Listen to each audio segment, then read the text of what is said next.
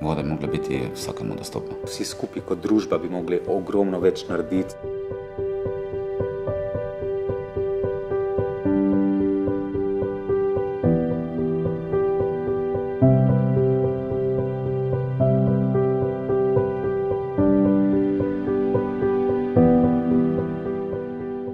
Te statistike vse so zelo strašljive oziroma zaskrbljujoče.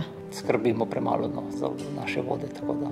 Res živimo na enem izjemnem kosu planeta.